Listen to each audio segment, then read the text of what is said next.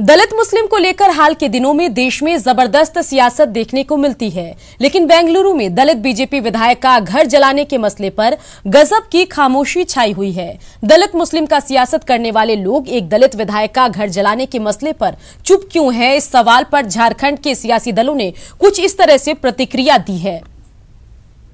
जोरदार विरोध है। अल्पसंख्यक और दलित, आज पूरे देश में अल्पसंख्यक और दलित पर ही हमला क्यों हो रहा है, ये भी सोचने वाली बात है। देखिए, ये तो जांच का विषय है और राज्य में वहां भाजपा की सरकार है।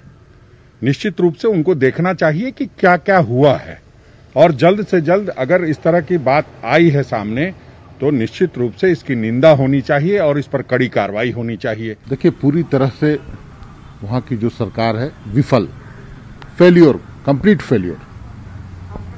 पूरी रात हिंसा होते रही, भीड़ नंगा नाच करते रहा, कितनी गाड़ियां जला दी गई।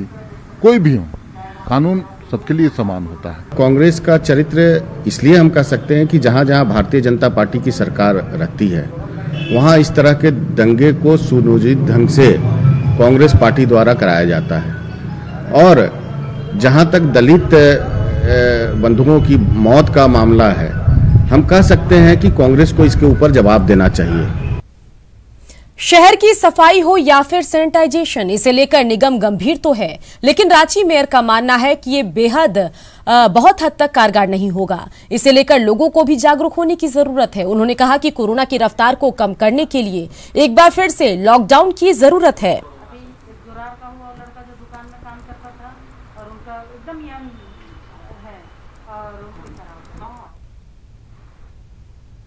सरकार को इस ओर ध्यान देने की आवश्यकता है। अगर सरकार जब तक लॉकडाउन नहीं करेंगे तब तक की स्थिति नहीं सुधरेगी।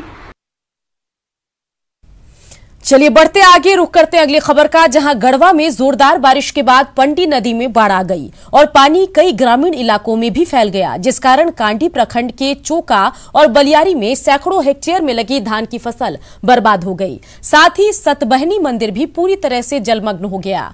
अचानक हुई बारिश और बाढ़ से लोगों की परेशानियां बढ़ गई है। साथ ही मिट्टी से बने कई घर भी ध्वस्त हो गए हैं।